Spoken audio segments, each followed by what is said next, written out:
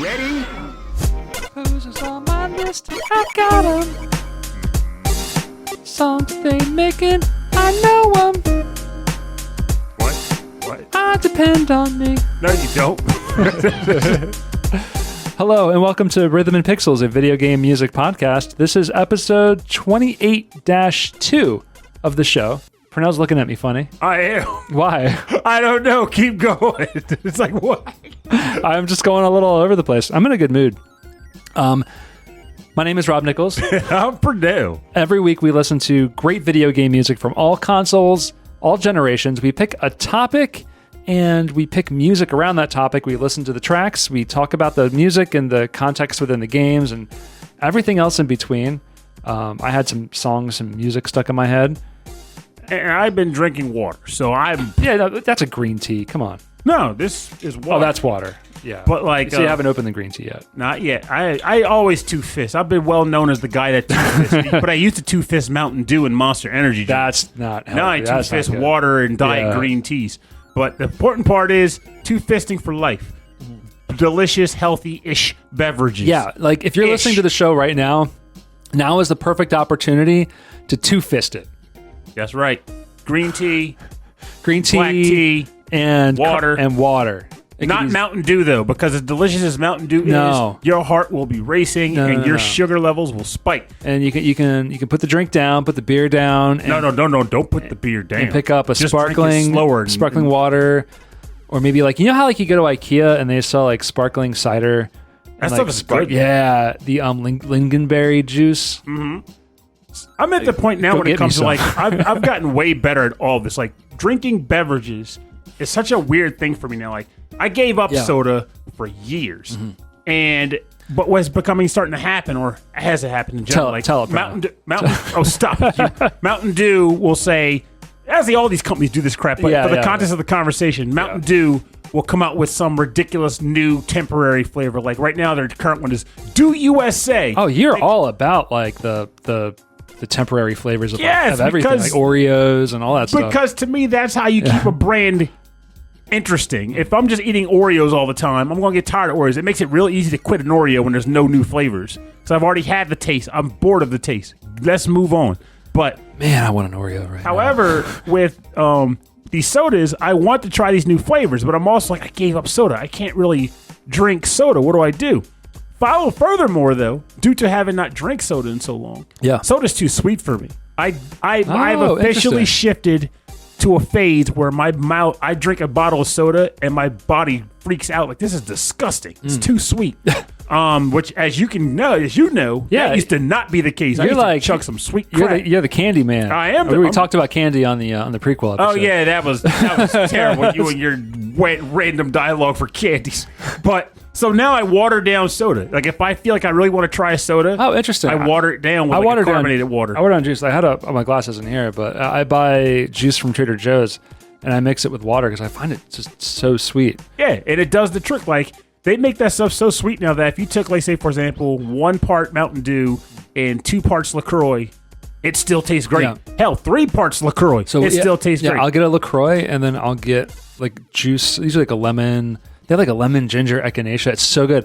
And then I have like a little thing of bitters. Like peach bitter. No, these are they're orange. It's like burnt orange bitters that you use for cocktails, and I'll put a few drops of that into it, and it's like a mocktail. It's like a cocktail without alcohol in it. I hope you guys have enjoyed the Rhythm and Pixels cocktail drink concoction hour. It's good. it's like you can have like a drink on a Tuesday. Oh, I'm all for that kind of stuff. It's good stuff. Yeah, it's really good. So, people at home, let us know what your favorite drink is. Yes, and then we can have another episode of the Rhythm and Pixels cocktail concoction hour. And if it's Mountain Dew, unsubscribe from the show. No. If it's Mountain Dew, tell us your favorite Mountain Dew flavor. Then also try watering it down because you'd be surprised that it still friggin' works. And then you have 2 servings instead of 1 per bottle. Oh, man. But so cocktail drinks and all that nonsense aside, you're not playing Persona 5 still. You dropped the ball. Yeah. Something fierce. And you've moved on to the Capcom arcade cabinet. Yes. And a game that I've never heard of called Oh, shoot. What's it called? It's called Catch the Fever? No. called. It's an adventure game that he started playing. Yeah, it's an adventure game. It's first person, which is, excuse me, new territory for me and for Christy too, because like it makes us both sick. In fact, if I'm playing, she gets sick, and if she's playing, I get sick. But she's getting better. She's getting better at controlling the essentially the head, the view. But like what we were looking for was, so like a year or two ago, we got the that PlayStation subscription where it's like it streams games to your house, and we found all of these point and click adventures that were fun. And some of them were like just adventure games, like the Siberia games. I think you played some of those, right? Oh, yeah. They're so weirdly hard. And there was the one that was based on the ABC murders with Inspector Poirot. And it was kind of easy, but like it was based on like the novel, and it was really fun. And she was like, "Is there another game like this?" And so that's what this game was. I can't remember for the life of me what it's called, but it's like that. And it's like you're on an island and you're searching for the lady's husband. She's searching for her husband, and there's all of these cool puzzles, and you have to like find them and search them. And like the story is unfolding, like how in Control, there's like tons of like papers everywhere, like little articles. I got so bored with reading them that I started just ignoring them. In this game, like you kind of have to look through everything, and it's so good because like there are like little snippets, and the story is told like in a really good pace. Okay, and it's really, really nice. I really like that. But yeah, I have not played Persona 5. I'm sorry, Pernell. Don't apologize to me. I've already beaten it. I know the narrative. Apologize to yourself. But like. For me, man. I've been just like... I'll get back to it. It's there. I know where I'm at. What it comes down to is the is those little in-between sections where like you're working on your social links and he goes to his job. But you're in the dungeon now. You're in the second to last dungeon of the I'm not game. in it yet. I'm not there yet. It's about to start. So get there. Everything in between is kind of slow. And I'm like, and when it gets all slow, I have a hard time getting back to it. Or if you really don't care about the social links anymore, just go to bed every day until the game progresses. Just go to bed. You just skip all of it. You're not required to do social anything. What I want is more time with the cat. Well, go on his social links then. I mean, it's automated. There's no like, he doesn't call you on a phone. He's a cat. And he sleeps in his bed. There you go. That's so cute. That's what makes him awesome. I love that cat. Yeah. Dun dun dun. But like, yeah, I see. I've already beaten that game, so I moved away from it. But at the same time, I'm not no much excuse. better. Why aren't you playing Persona 5 for now? I'm done. I'm playing Nocturne soon. And Pernell Sona 5. I wish. What's Nocturne? That's the Shin Megami Tensei 3 remaster, which isn't really a remaster. Oh, I should play that. I'm playing it on my Switch. No, you won't. I'm not even going to bring that up to you. You're not touching that game. It's on Switch. Oh yeah, I'll listen to enough it's music. It's on PS4 too, but you wouldn't play it. I can promise you that. No, man, I'm playing 1943. There you go. See, but like I'm playing that. Playing Monster World 4, the remake that he just came out with. I got to write the review for that for Hey Poor Player. Wow, we're playing a lot of remakes. Oh, because remakes are in season again. I got that. I'm still playing Returnal. I'm doing Daryl the Last Weekend's suggestion of the Summer Game Challenge, which is going to be funny because it's like 10 games. I'm like, I beat 10 freaking games. But it's still fun to list 10 games because the goal would be just to play what I can of them, just to at least feel like I got some time with all of my stuff. It gives you like a to-do list also, where it's like, I don't know what I want to play. I'm not sure. But, you have a list. You know what? I might as well get started on... Mega Man, what are they on, 12? I think so. Mega Man, they just did Mega Man 11. Oh, Mega Man 11. And then the funny thing, another thing that just came up recently, which will be interesting, is a group of friends and I are doing a quote-unquote reunion con out in the Midwest later this summer. Y'all going to party like crazy, aren't you? Let's not go nuts. We're old now. But... I mean, for us, it's like, we're going to have a couple beers and go to bed by 11. Well, we'll go outside all day. But what's funny is that somebody in the planning committee reached out and was like, hey, we just hoping that the turn-based Chris can make another appearance. Because you guys haven't done a stand-up in a while. And I was like, oh, man, this is going to be weird. I wonder if the guys would be interested. So we're getting the band back together. All the guys want to do it. So we're going to do the turn-based critics again for the first time in like 4 years. You got to stream it? Yeah, it's going to. Of course not. No. Wait, then what's your audience? Everybody that's at the reunion con. Oh, so yeah. Oh, wow. Well, how many people are at reunion con? It might be like 40 people. Holy moly. We have a very large friend circle up there. But like, that's like all of Delaware. Pretty much. But like, I think it'll be pretty interesting because what it's going to boil down to is like, and I made one random joke. I said the best thing about being the TBC is that as we get older, the scat actually gets better. Because Why is that? Because the whole thing was steeped in nostalgia. The whole point of it was originally like RPGs of the 90s that don't start with Final Fantasy. So we were like talking about. So now where are you at? So now we still do it. But over time we switched to RPGs of the ages, like just all RPGs. Oh, okay, yeah, open the door. But nostalgia is like it's much more of a window rather than just the 90s. Now it's like the 90s and the 2000s and oh my god, the 2010s. It still is ultimately going back to that era though, because for most of us, if not all of us, except for me, because as you can clearly tell, I play way too many friggin' video games. Mm-hmm. But for most of us, the 90s is when we had the most free time. It's when we had the games that were most impactful for us. Oh, man. Hence, that's why you'll always be like, Chrono Trigger's the best RPG ever. And I'm not going to say that it's not, because I can't make that call. What I can say is I do think a lot of people's belief of that stems from the fact that they played it at its peak when they were most impressionable and had the most free time. You think they got them rose-colored nostalgia goggles? Well, yeah, in a sense, like, because the game is definitely still fantastic, but I'm not sure how perfect it is as far as like best RPG ever, but I do believe it belongs high on the list. I think it was 98. No, it was 99 or 2000 when I left Funscape and I left that horrible temp job and I was at Electronics Boutique. No, I was there before the temp job. So I was at Electronics Boutique for like a year, half a year. Mm-hmm. That's when we met up. Like I was playing Dreamcast for like days on end. That's all I did. Like, I didn't sleep. I was just playing Skies of Arcadia or Phantasy Star Online, and, like, it just didn't matter. Like, nothing else mattered to the point where, like, weeks later, I'm thinking, like, oh, my God, I need to be doing something else. Anything else. But I'm just doing that, you know? Oh, my God, I could be, like, you know, working out or meeting girls or getting a better career. No, I'm playing Skies of Arcadia. Well, joke's on you because you met a girl later and then got married. Yeah, yeah, years later. A career years later.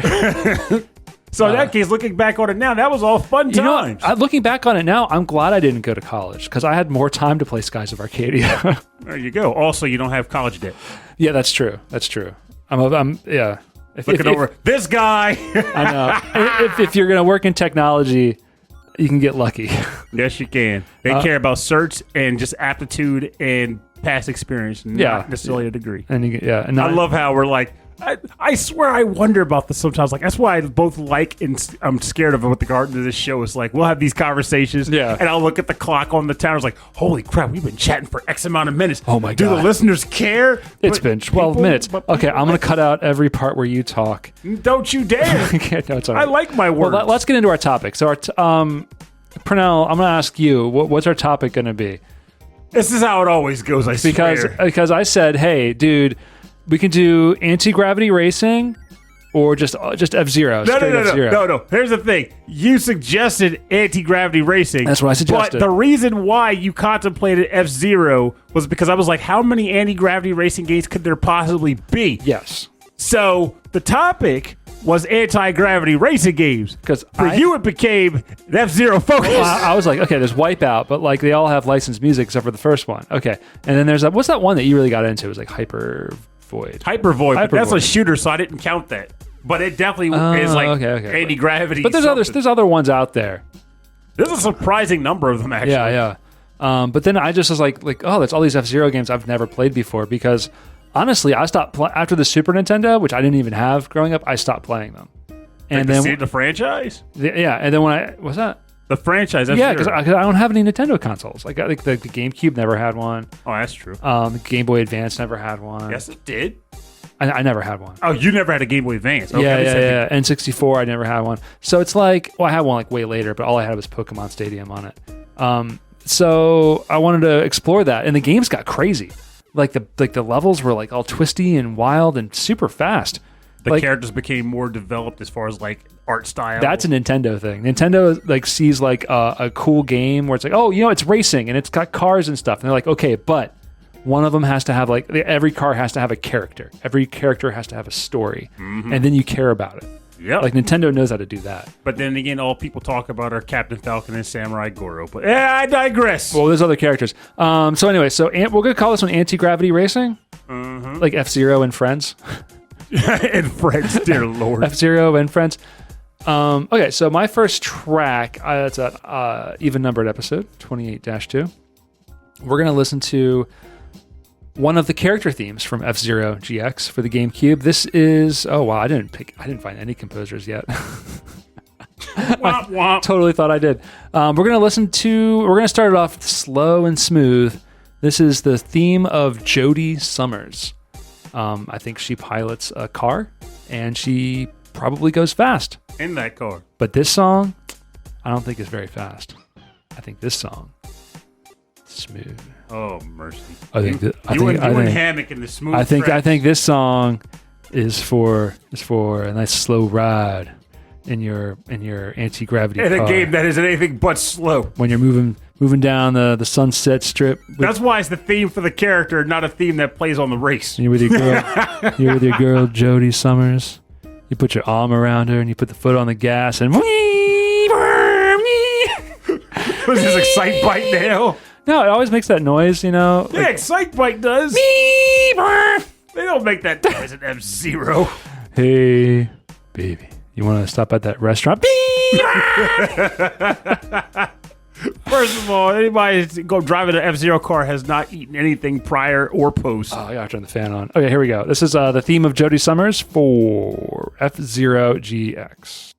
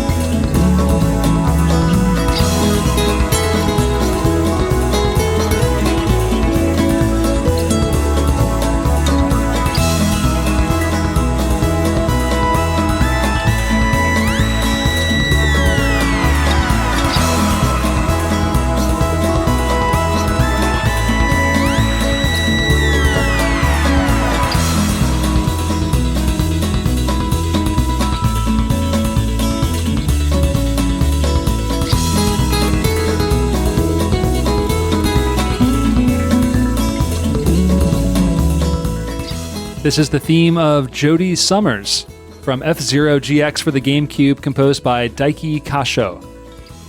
So yeah, I don't know these characters, man.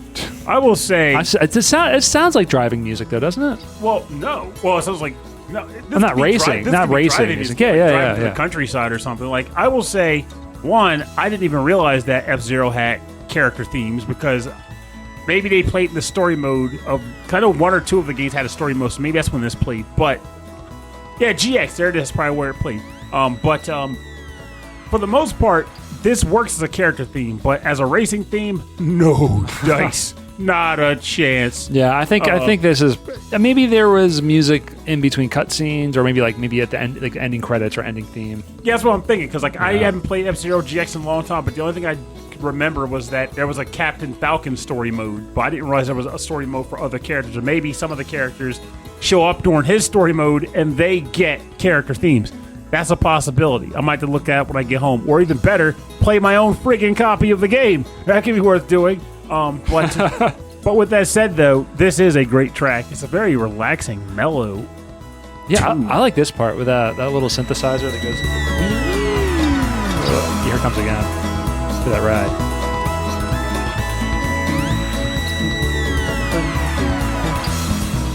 Oh, and then it kind of gets all groovy right here. I love this little groove. Like they could have just left this groove the whole time, but instead they got that guitar, and that's a dreamy guitar. I like it. It's got like a lot of like reverb on it. Would you say that they could do that? This is dream pop. Dream pop. This could be a dream pop Bentley. Yeah. Like not shoegaze, but that guitar is like shoegazy. Drive down the countryside. Oh, maybe not. That's probably pushing it. But dream pop. This is dream pop. have some cake, and then the cake will have strawberries at top. So if there was a female vocalist, you would be all over this. Oh, you would be like, can we listen to this 4 more times, Rob? No, it'd be almost 7 times. Get it right. But the important part is, yes, this is a fantastic track. Yeah. And I like the sound of it. Like, I wouldn't have expected this to come out of F-Zero. No, me neither. Yeah. Like, especially since, like, what I've noticed was after the SNES F-Zero, everything got really hardcore. Like, the music was really heavy. Oh, yeah. And I'm not sure. I guess they were going for the edgy racing title, which makes sense, too, because I guess I'll bring that up on my next track because technically that is F-Zero. Oh, but we can do that now if you want to get into your track, and we'll talk about that. Yeah, that makes sense to do for this. So this track comes from the game F-Zero X, and I'm going to have something extra to say about this track as well in a little bit. But this track is titled "The Long Distance of Murder" from F-Zero X, composed by Taro Bando.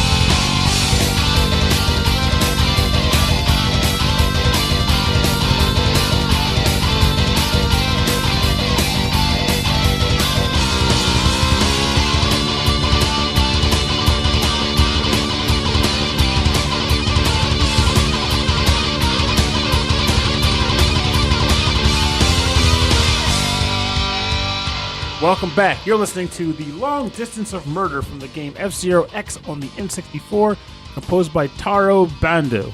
I want to say it's pronounced Bando, but I always want to say Bando. Bando. It's just me. Yes. I like to say Bando. Bando. But what I can say about this track is that I adore this Mad Pajama. I've been listening to this regularly since F-Zero X originally came out.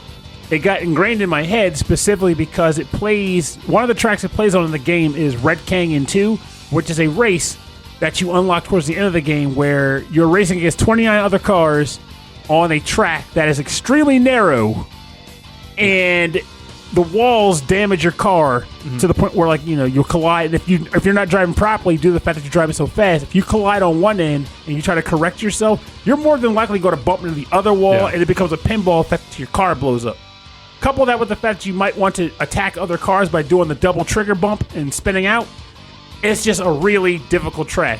So playing that and trying to beat it with this track playing is addictive. And then once you get good at that, you start doing the time trials, which in this game is brutal because time trials are using your boost as much as possible to just blast through the track, but boost drops your shields. So essentially, you're playing chicken with your life. But as you play this really hard track. Time trials like one at a time, though. There's no other racers on the road? No, but that's the thing. That's what changes it. So, yeah, on one hand, there's no other racers, but now you're trying to get a quick time instead of just beating computer racers. So now you're hammering on the boost button. You're willing to take some of that damage on the walls. Yep. Or not taking any of the damage because if you use all of your boost, one hit will kill you.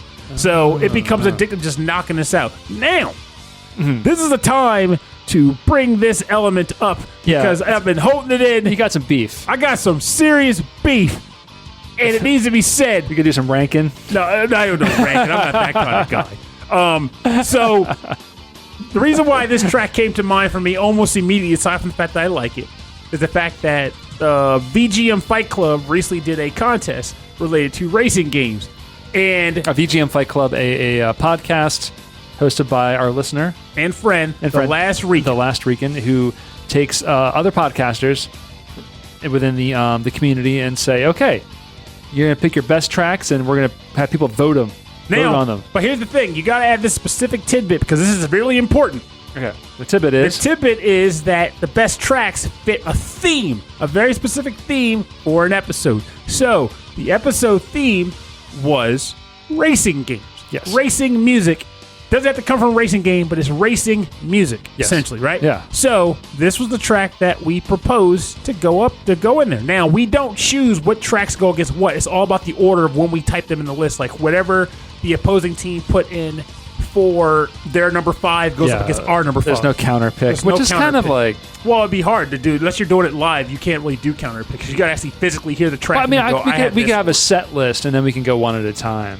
But yeah, but you kind of have to be there present to say, I'm choosing this against you. Like a live event. So, now... With this said, this is something that needs to be mentioned immediately before people start getting on me like, you don't know music taste, Purnell. Every track that both groups chose for this episode was bangers, fantastic music. Very good. Really good music. Maybe not racing music. There it is, and that's the caveat. Was it racing music? Maybe not. Now, I'll say racing music is subjective, right? You know, music taste in general are subjective. You might not like something that I like something you might not like, and you might feel something works in a way that others don't. With that said, Rob, I need you to cue up a track because I want the listeners to hear this and just kind of... Oh, you want to do like a juxtaposition? You better believe it. All right, hold on, yeah. Because I'm in my zone for this. So, Game That Tune was the people we were playing against. Fantastic guys, by the way. Love them. They were our opponents for this round. And the track that they chose, which Rob is about to boot up, is called Your Sunset from the game Tekken Tag Tournament 2. Give it a listen. I mean, it's good. Yeah, give it a little bit. Let it simmer. All right, we're simmering. Yeah, see, this is a... You know, I love that. That's a good little beat there. All right, so what we can agree on right now is this bad boy's got some bars. This thing is legit. Oh, yeah, but I mean, like, you got that, but then you're comparing it to The Long Distance of Murder. Now, if I'm on a racetrack racing against whether it be 20 guys or two of which are hopefully bitter rivals of some sort, and I'm trying to come out as number 1 on the course, 2 laps to go, what track is going to be playing in your ears as you're putting the pedal to the metal, trying to blow past the opposition, who are likely a bunch of Rudy? I was really inclined to want to say the typical rock stuff, which I would sound like a knucklehead saying, so I will refrain. But ultimately, you're trying to get the job done on this racetrack. Mm-hmm. You're trying to really put that effort in to really make things happen. Passions are blazing. You're on fire. Your enemies are on fire. What do you have playing in your eardrums to make it happen? What do you have playing in your stereo to really get you to put that 110% forward? It should be this. It should be this. Something. I mean, like, yeah. So when I was thinking about anti-gravity racing, like when these later F-Zero games were coming out, I was already super into Wipeout. Mm-hmm. Like, Wipeout was my game from the first one on.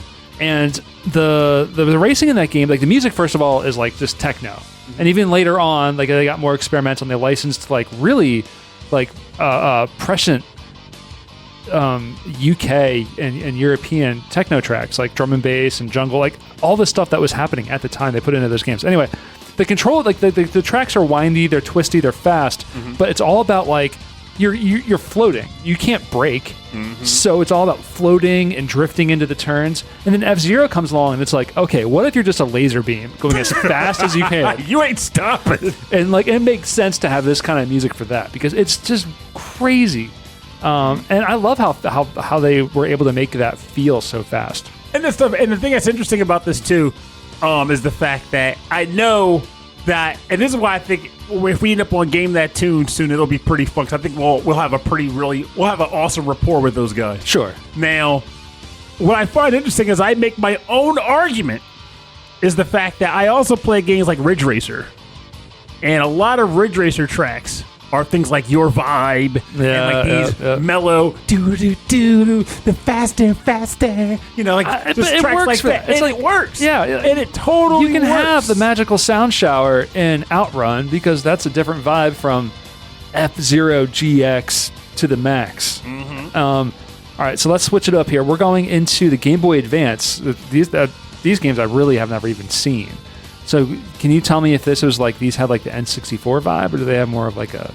Well, I I didn't play F-Zero Legend, but I did play Maximum Velocity when it came out because it was a launch game for the Game Boy Advance. Okay. And I bought every launch game that thing had. Did it have like a SNES vibe to it? It played more like an SNES version. Oh, that's good. Okay, so this is more on my speed. We're going to listen to F-Zero Maximum Velocity for the Game Boy Advance. This is the Cup credits. So once you finish one of the Cups series in the game, it plays this music during the credits. Composed by Masaru Tajima, Mitsuteru Furukawa, and Naoto Ishida. Let's get into it.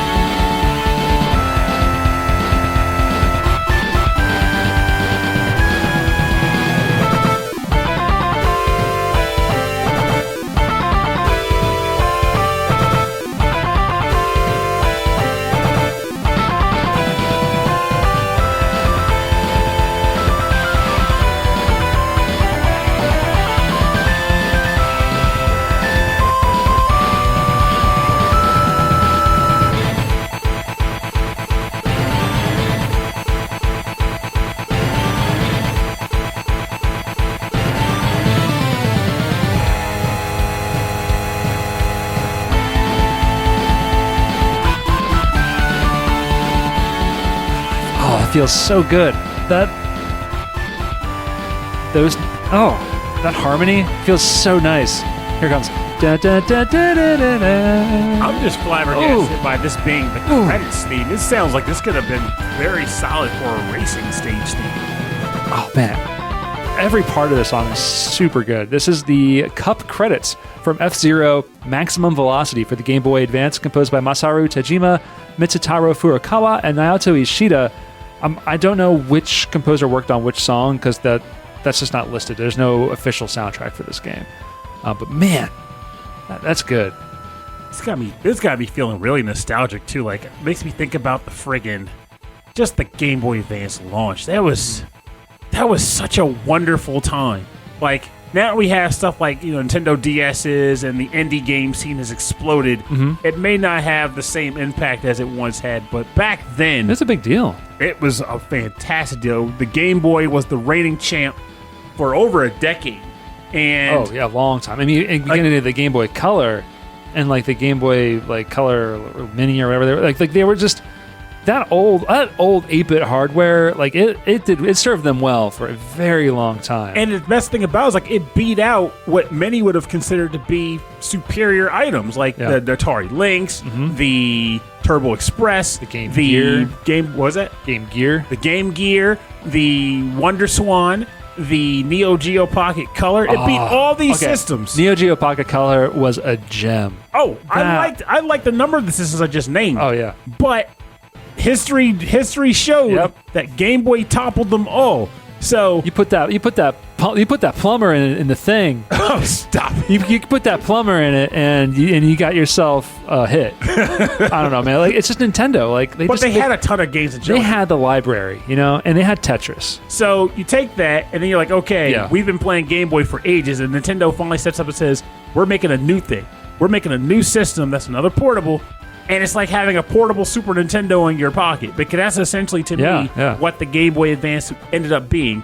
And people, including me, lost their ever-loving minds over this thing. And one of the launch games was essentially a new F-Zero that played like the Super Nintendo F-Zeros, which at that time well, I guess even technically now still, F-Zero SNES was beloved. Like, people talk that game up. Oh, yeah, I still love that game. And even though we already had F-Zero X by then, a lot of people still preferred the SNES F-Zero. Yeah. So it was like, I'm in heaven all over again. And the Game Boy Advance sound chip was really sweet. Like, this bad boy hit it. Yeah, they weren't all hits. They weren't all hits. So the Game Boy Advance famously did not have dedicated sound hardware. Okay. So any of the music that was any of the sound was getting pushed out of the machine. Came from the cart? It shared. It was shared with the main processor of the game. So if all of that processor was being used for graphics and gameplay, then it was only giving so much to the little sound chip. So the sound chip at that time, it was only producing like beep, beep. Yeah, beep, but if you listen to the song, it is kind of, I'm going to use the word primitive, but it's not pejorative. Mm-hmm. I'm using the word primitive in a non-pejorative way because I think it sounds cool. But that weird keyboard sound, which has kind of an 8-bit kind of sound to it, that's a really tiny sample. It's like they worked with what they had. Yeah, they worked with it because they use really tiny, except for the guitar sound, they use really tiny samples. They can get away with fitting more music while using less processor cycles. And I can say a good example of this, definitely on the launch, was Konami. If you have some time, give a listen to Castlevania Circle of the Moon and Konami Crazy Racers. Yes. Both were launch titles, both of which I used to own. Both of which had really good OSTs. And to this day, I think Circle of the Moon has one of my favorite versions of Aquarius. Because despite the fact that Aquarius was on console versions of Castlevania too. Yeah, Aquarius is like one of my favorites. Hands down. But yeah, that's funny because you talk about how the Game Boy Advance was like suddenly having a Super Nintendo in your pocket. Then the DS came around, and like one of their titles was Mario 64. Mm-hmm. Well, they gotta just call it Mario DS, but it was Mario 64. And that was like having an N64 in your pocket. I'm like, this is. It's like, good. If anything, the only thing that sucked about that, but they did eventually remedy that with a future, not with that game, but just in general with future games, was that the DS didn't have a thumbstick.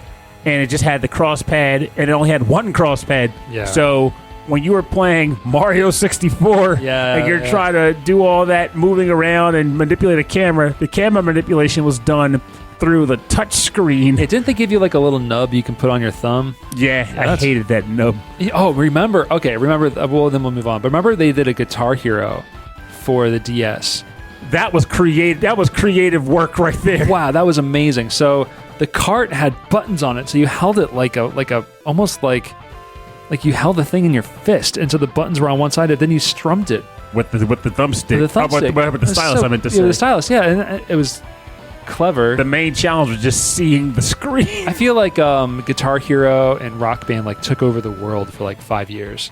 Oh, hey, I took over my world for like 5 years. Oh, we used to have full-blown parties devoted. Like, I would go to like drinking parties down south. Like, we're talking 50, 60 people at these things. Yeah. And there was a dedicated room in the basement where people would just like play Rock Band and have like an audience that would clap for them. Like, it was a full-on concert vibe. We used to drive down to D.C. or Virginia to see Mike. Mm-hmm. And like, as soon as we got there, that's all we did. Well, Mike had the Ion drum kit, though, which, for those not in the know, the Ion drum kit was basically a real electric drum kit that was compatible with Rock Band. It felt great to play. Oh, man. But yeah, we would just play that over and over again. But rhythm games, that's what we do. That's the life. That's what we do. It's our life. All right, we are on to your next track. All right, so whereas we'll be continuing with F-Zero from Rob's neck of the woods the rest of the show, this is where I diverge. All right, I want to change the title to Antigravity Racing right now. All right, go on. So, the next track I'm going to pick comes from a game that I had loose experience with, and by loose, I mean I played it on like a PlayStation demo disc years ago. But I still know enough of it from that era that it's kind of stuck with me in the the lexicon, in the game knowledge base, I guess I'll say. There's a better word for it, but I'm half asleep. So that game track, or that game name, is Jet Moto, and the track from that game is from the racetrack Blackwater Falls. And I couldn't find a full-on composer, but everything I come across mentions Big Idea Music Productions. So I guess that's what PlayStation was doing back in that era. A lot of like licensing, like getting companies, kind of like how T's Music operated. It could be. I'll take a look. I remember looking at Jet Moto a while back and being really impressed by some of the music, but maybe that's all I remember. We'll take a peek. Let's take a listen.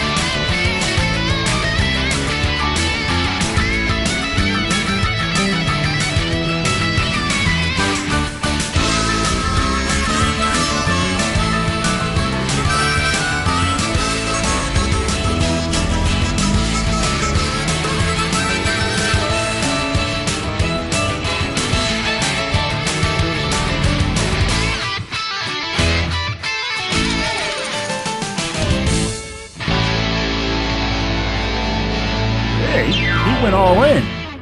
He went all in. Who went in? Well, thanks to Rob's detective skills, we actually determined that it was actually someone by the name of Chuck E. Meyers, not to be confused with Chuck E. Cheese. Chuck E. Meyers, a guitarist, not a pizzaist. And he is the composer of the Blackwater Falls track from the game Jet Moto on the PlayStation 1.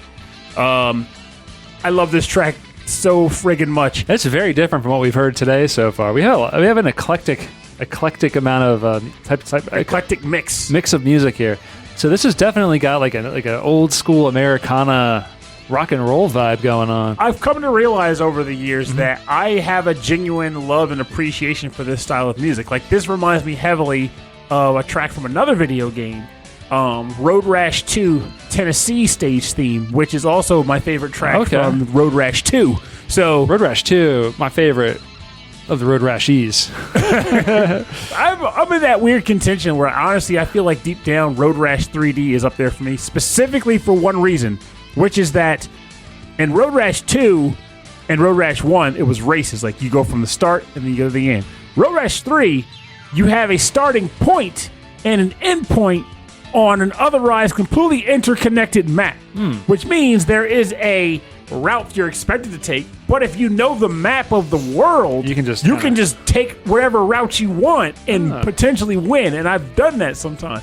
it was like basically saying like I know all the shortcuts, not by jumping off the road and driving through the dirt. I mean like I know roads better than the other bikers, so I can beat them to the destination. But now Jet Moto, early PlayStation 1 game, you're riding what looks like jet skis, but they're hovering off the ground. Mm-hmm. But and I remember watching a friend play this, and so I had to watch some gameplay again.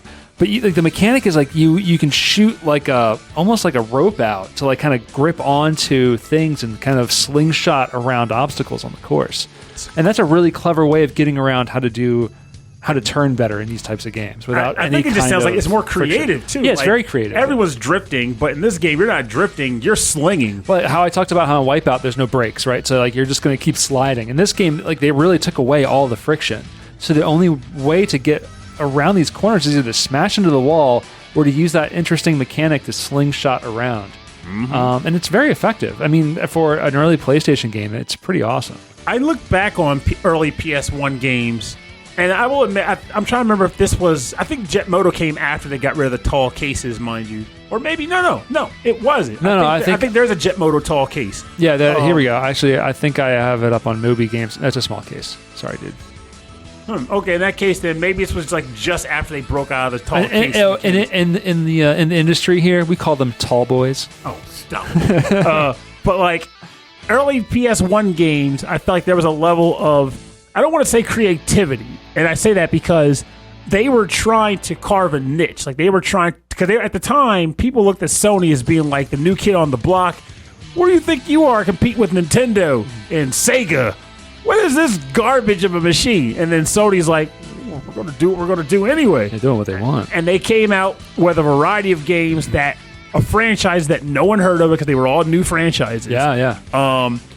And even though they were of the typical genres, a lot of times they had their own personal take on them. And it wasn't always necessarily just, this is in 3D. It was things like Jet Moto with the slinging, Battle Arena Toshinden, which was like kind of a faster paced 3D comic. This was before like Tekken was big. Yeah, that's right. Yeah, I remember I got my first PlayStation in high school. Yeah, I must have been in high school, but it was early in high school, and there was a kid who was trying to go on a school trip on the bus, and he sold it to me. He was like, "Look, I just need to make some money," and he sold it to me super cheap. And I got a game, I got a controller, and I got Wipeout. I got, I think, a Tomb Raider game and like some like John Madden game, and the other Tomb Raider and the John Madden games went away. And I was like, I got Wipeout. But Tomb Raider was legit. That was like the first big, to me anyway. It was the first big like 3D exploration game I got into. For me, it was like I could finally play it because I had a computer, but it couldn't handle 3D graphics because this is how it was back in the day. Oh yeah, I tried to play Tomb Raider in shop class and it did not cut it. But yeah, like the games of around the launch and the early years of the PlayStation were very innovative. And if not innovative, then just, they were just meant for fun. Twisted Metal was just meant to be fun. Jumping Flash, oh yeah. Like it was a great console that came out and blew me away in a way that I did not expect it to. Because keep in mind also, another reason why this is important of a note is, whereas things now, if someone brings up console wars now, it's almost like a joke. It's like, if you just buy what you want, or the games are all like, there's almost always multi-platform anyway. Who cares? But back in the day, console wars were freaking violent. People were dying in the streets over this stuff. People were schoolyard ranking. You're still on the ranking. That's just so funny to me. But people were really aggressive about it because, I mean, it was just, or maybe it's just because the age we were at the time, but essentially, what I personally believe that the logic behind it was, even though no one would admit it, was that not everybody had money to burn. Yes. And if you were lucky enough to get a console for your birthday or for Christmas, you probably didn't get the other, which means you were very aggressively supportive of the console you have because you didn't want to feel like you had a case of FOMO for not having the other one. Well, part of I remember I grew up with Sega stuff, and so I had the Genesis, and I was into action games. That's all I played. Mm-hmm. That's all I wanted to play. It was action games on the Sega Genesis, and even some sports games with my brother. But I had a bunch of friends, they had Super Nintendos, and all they loved was RPGs. Yes. Which at the time I didn't care about. So I'm like, that system's boring. The Genesis is where it's at. The Genesis is where you play Thunder Force, you can play Road Rash, all that stuff. I'm about to change the musical script here one more time. This is the Night of Big Blue for F-Zero AX. This is the arcade version of F-Zero. Which is a fantastic Which is essentially game. GX in the arcade. But, oh, man, when I first saw this machine, it was at a Fun and Games up in New Jersey, like way north New Jersey. We wanted to play DDR Max. I think you were with me. You were there. Now, I don't think I was there for that, only because I've only ever seen F-Zero AX once, and it was in Seattle, and I couldn't fit in the cabinet. Yeah, it's tiny. Actually, I think I had that problem fitting in the cabinet, too. But, like, just seeing an F-Zero in the arcade was, like, really neat.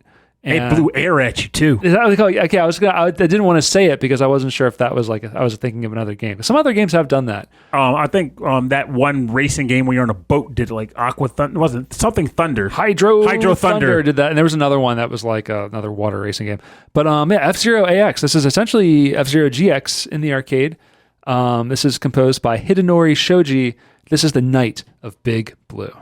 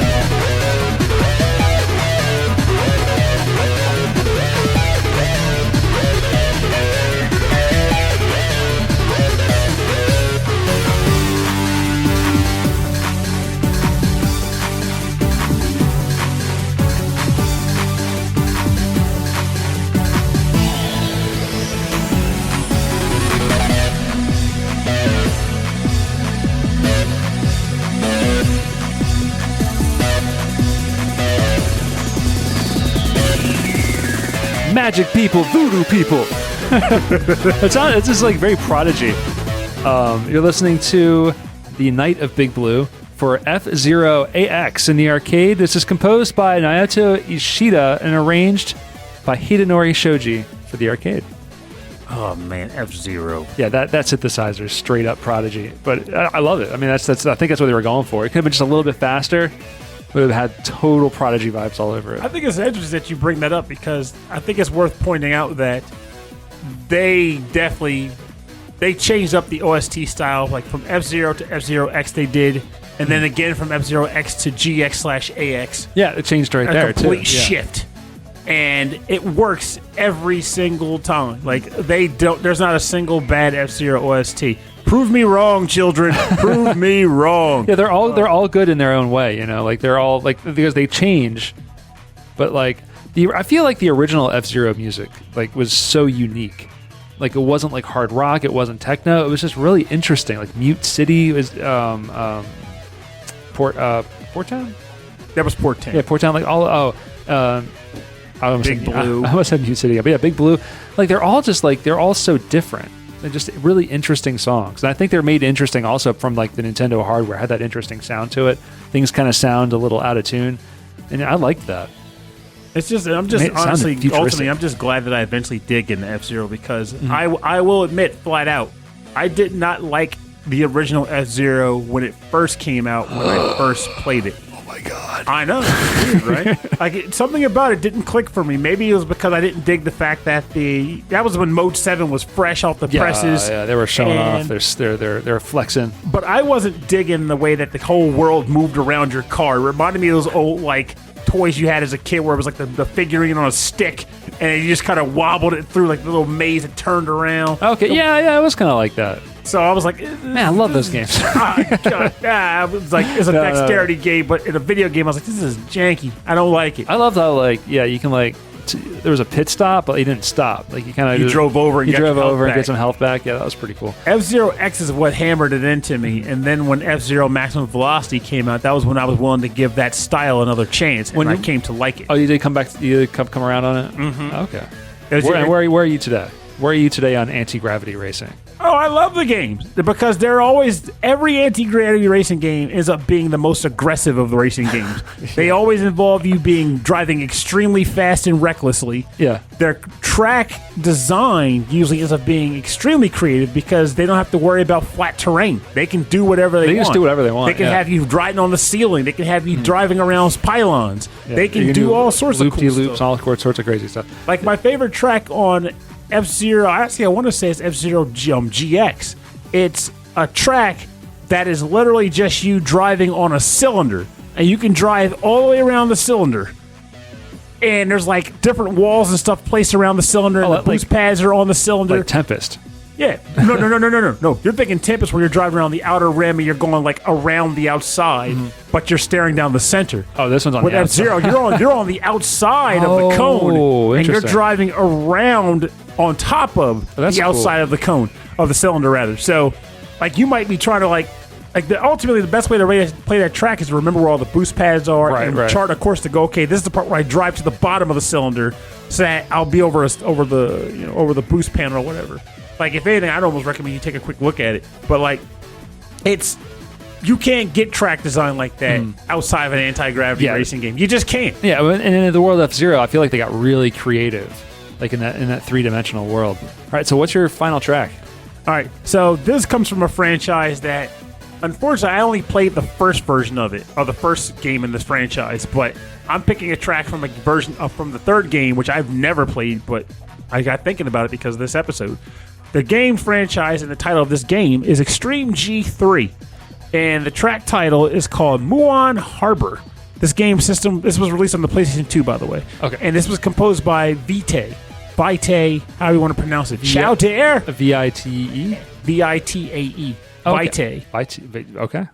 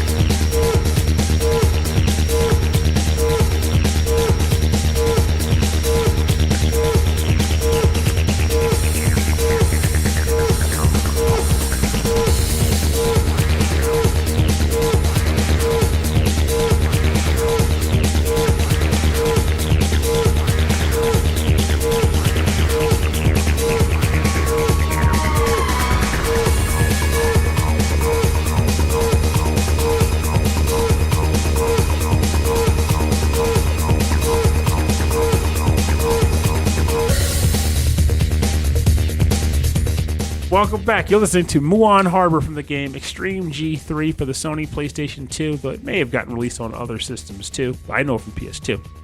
Composed by Vitae or Vitae. That's what I was able to find, but did you find something more concrete?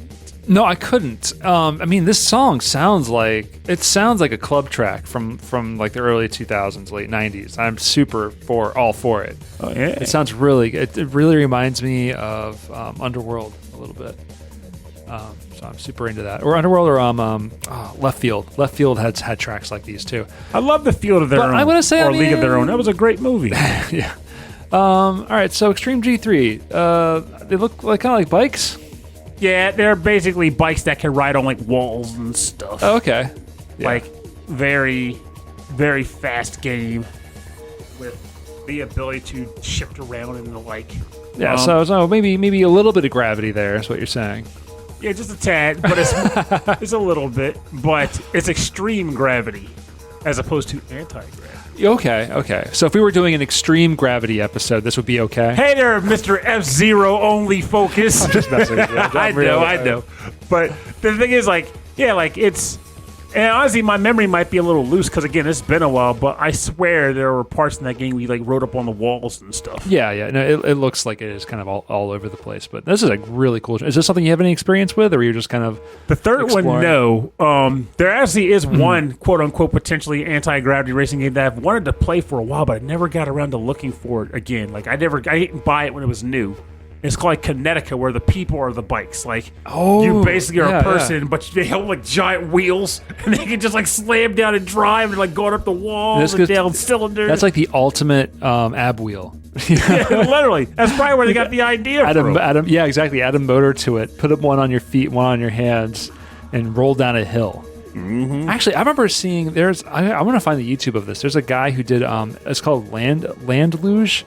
Like it's like luge on ice, but like what he did was he had a suit, this kind of armored suit that was covered in skateboard wheels, and he would just go head first down hills. Jesus, it was really terrifying. And the fact that he's not dead. Well, I mean, at the time, touche. I mean, if he's still doing it, I mean, the odds are not good, but hopefully he stopped. Yeah. Anyway, I think so far for me, this is like my top track. That's what I like to hear. Like, what it's like, Pernell, I brought 4 tracks to the show, and I actually like your track a lot. Well, it's this one, the Game Boy Advance one, and let me tell you, Pernell, the bonus round is on its way. Oh, man. In fact, the bonus round is here. Oh, crap, bonus round!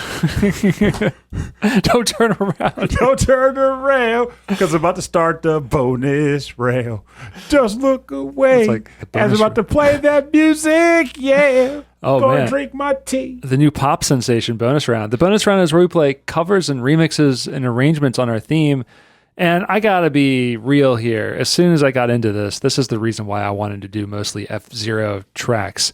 So ages ago, talking with our good friend Matt from Pernell and Matt Play Games. Hey. He told me about this jazz arrangement album back in the 90s of F-Zero music with some really famous like jazz and smooth jazz artists on it. Okay. Loved it, got way into it, immediately forgot about it. 5 years later, here we are. And I found it again, and I just fell in love with it.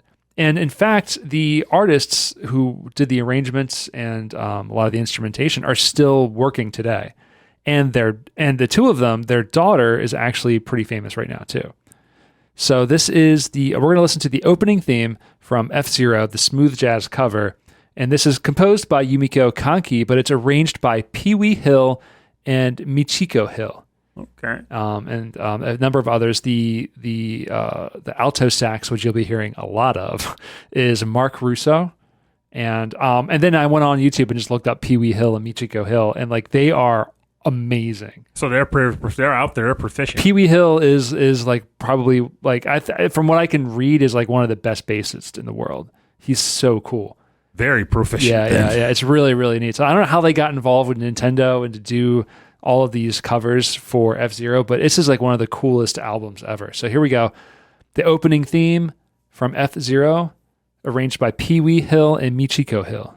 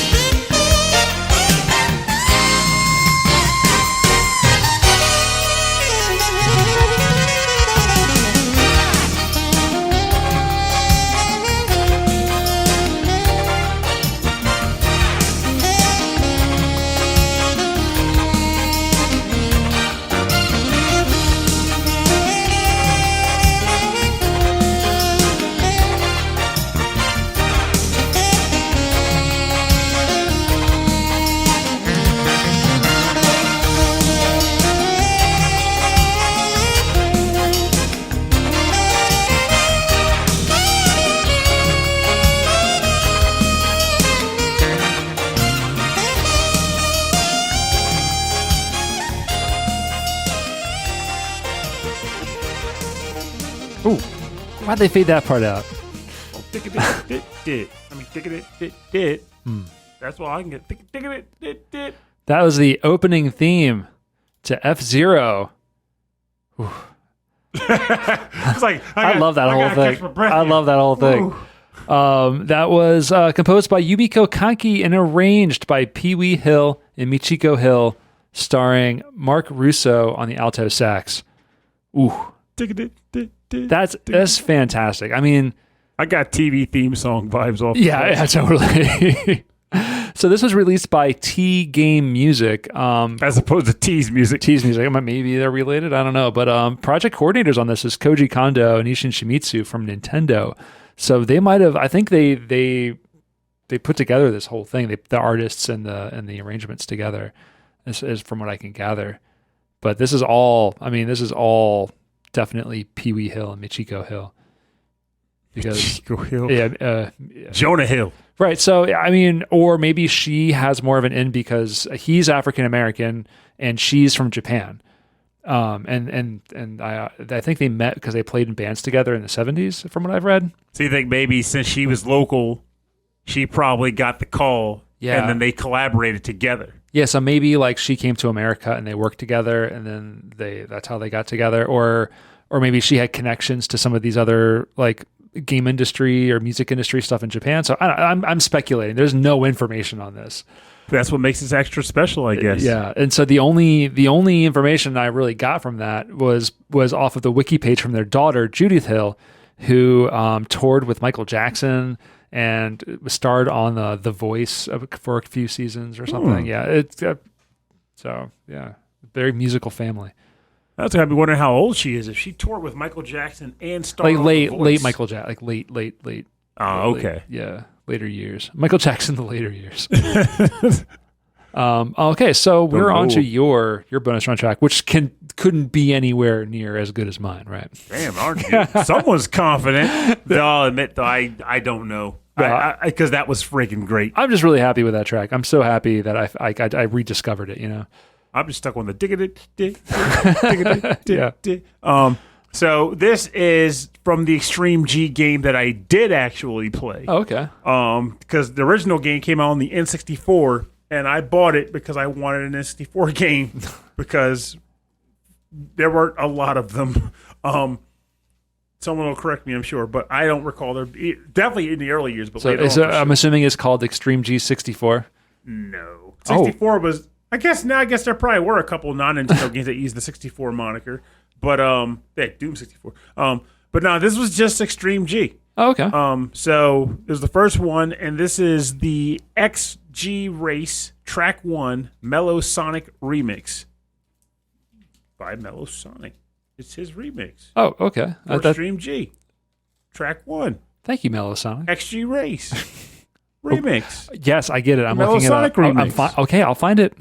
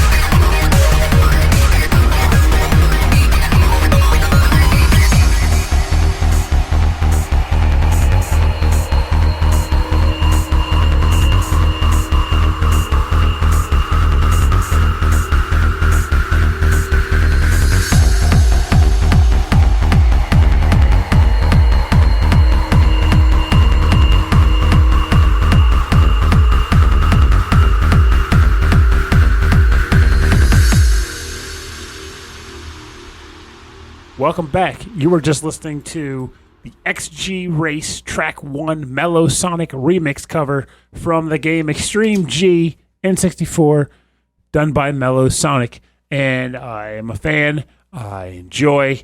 I don't know why I don't still own Extreme G. My memory is that bad. Maybe I just flipped it because I thought that I could get my money back and play a new game. I was broke. Yeah, I like that you picked another like long progressive kind of techno tune.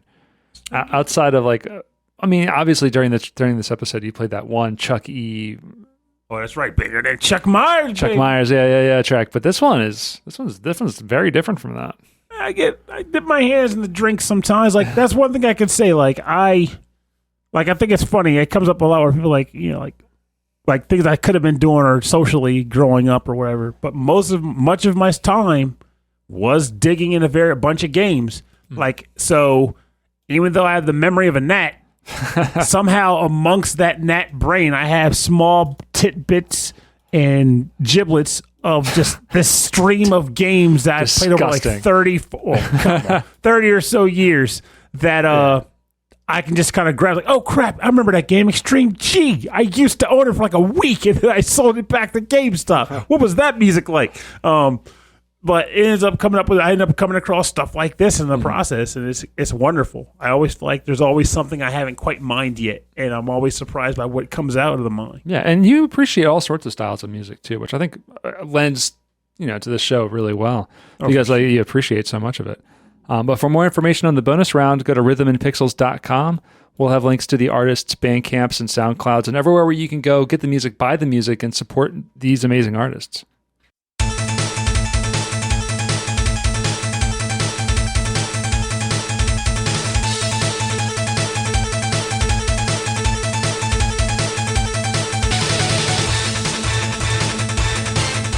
All right, thanks for joining us on episode 28-2 of Rhythm and Pixels, World 28, Pernell, where we're looking at anti-gravity racing. I am sold on the anti-gravity racing genre. Give me some Gateway. Yeah, I'm just waiting. Pick the tracks. Waiting for the next Tesla model, the Tesla Model G. I'm actually kind of surprised there hasn't been a Tesla racing game. Oh, yeah, that's true. A It Tesla seems like tie-in. it's easy marketing for the Musk. I mean, just do it and make some quick money. But I mean, I'm not chasing Teslas, one, because I'm broke, but I'd still consider a decent Tesla racing game. So I mean, yeah, but I mean, why not? But I mean, like, how different would it be though? But I mean, branded video games are still a thing sometimes. Yeah, sometimes, and you get a right indie studio, they can make it good. I feel like Way Forward showed that you could take a decent licensed property and make a good game out of it. Oh, they did the Mummy like Mummy Demastered. Yeah, that was really cool. And then they did some of their earliest Way Forward games were like licensed games, believe it or not. I don't even really remember half of them. There was like a Smurf game that Way Forward did. Oh, that's right. Yeah. I remember some of the music from back then was on these licensed titles. Before we finish up and start talking about the end of the show stuff, we want to say that our next live streamed episode's coming up for Patreon. Yes, and we actually remembered what the actual topic was.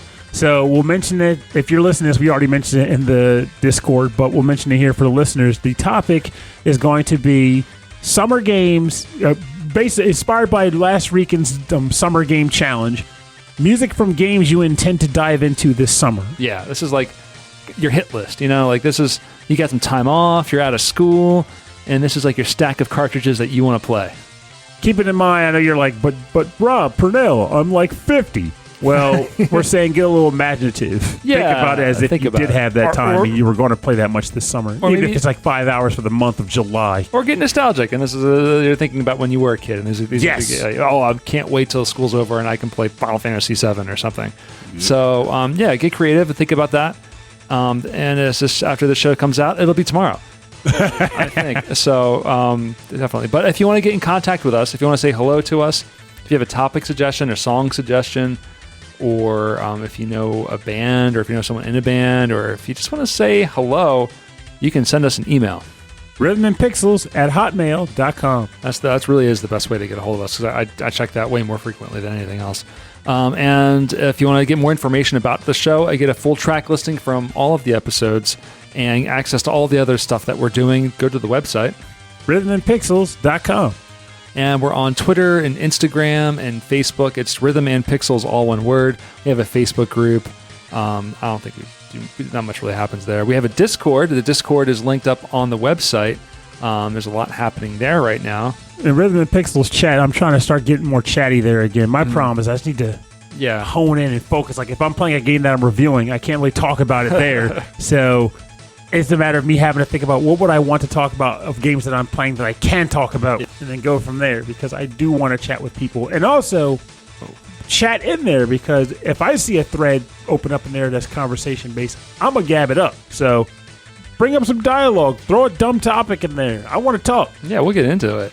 We absolutely will get into it. And especially on Discord, dude. Discord's fun for if you want to like see us more candidly. Every once in a while, I'll get silly and create like a channel for like one day only where we just post, animated GIFs or GIFs or whatever. So check that out. We're also on YouTube, youtube.com/rhythmandpixels. We have a 24/7 radio station playing nothing but 8-bit and 16-bit classics. It is prime due for an update of music, and we take suggestions for music on the Discord as well. And what else can we do? Oh, you can support the show. You can just tell people about the show. If you find someone else who's into video game music or just music, you can say, hey, I listen to a podcast that's all about video game music, and that would really help us out. Make the magic happen. Or you can click a subscribe button wherever you're listening and subscribe to the show. Or you can go to patreon.com/rhythmandpixels, and you can support us that way. As a member of the show, you get access to a weekly prequel episode. You get access to a monthly live stream recorded episode. So it's just us recording the show in front of everybody. There's a lot more visual stuff to do. We usually play games and things like that. There's also some fun stuff you can do with the radio station at the higher levels. And at the highest levels, we like to thank those members at the end of every show. And let me get ready for this. Frankly Zappa, Mike Meyers, Fashion8060, That Nick Walker, Ed Wilson of the VG Embassy. Had a great episode. His last episode was awesome. All about the 1934, 1932 series, all those games. It was really cool. Mats Holmqvist, Michael Jennings, Davey Cakes, Justin Schneider from XVGM Radio, Sonic Medley, Taco, Harold Howard, Dave Taylor, Brian Hartzelkova, Andreas Milberg, Dan Loughton. It's good to see you there, buddy. He's the Phantomeyer on Twitch. He gets it in, too. Yeah, He's good at what he does. Yeah, he loves speedrunning. Sleepy S'more, Steve Miller, The Autistic Gamer 89, Cameron Werma, Christopher Senstrom, Bobby Arson from One Up Funk. Congratulations, by the way. I'm happy to hear. Yeah, very Pop good. Came out on top. Yeah, very good news coming from Bobby Arson. We're really happy for you. Happy for your family. We also want to thank Wicked Sephiroth. We want to thank Carlos Kung Fu Carlito from the Heroes 3 podcast. Michael Bridgewater, Meebreeze64, pumping out the demo scene Commodore 64 tunes over in the UK, and also host of the Forever Sound Version VGM podcast, and that comes out sporadically, and Brian Pitt. So I want to thank all of you so much for your continued support of our little show. It's always appreciated. Thank you kindly. Thank you. And yeah, I think that's all we've got. We got a fun live episode coming up next. We may have some really awesome guests coming up soon, too. Fingers friggin' crossed. Fingers crossed. We got some bucket list guests that I've been really wanting to have on the show. And I'm thinking about calling up some old favorites. Ed Wilson. Oh, that would be great. I know that we've been kicking that topic around. We might even do a different one at this point, but ultimately, it'd be great just to have him on the show. I know Shell's working hard on a couple games, I think, but I think we could distract her and get her on and have her energy on the show again. The chaos is renewed. Yeah. But again, thanks everyone for listening to the show. I am happy to keep doing it. This is Rhythm and Pixels. My name is Rob Nichols. And I'm Pernell. I didn't mean for that to sound like sarcastic. That wasn't. I'm happy to do this show. Oh, no, I got it. Yeah. I was just trying to think of a clever thing to follow. Like, and I am too. And I was like, I don't know. That would just be me. It's like that Simpsons where the guy's like, I too am a fan of that lager. No, we get to the end of the show, and I'm like, I have no idea how to talk anymore. So thanks for listening to the show. We'll see you next week. And remember, Though anti-gravity racing is fun and fantastic and flighty fancy free, unfortunately we live on Earth where gravity is still a nuisance. And what that means is that it makes movement a pain in the butt, most notably running.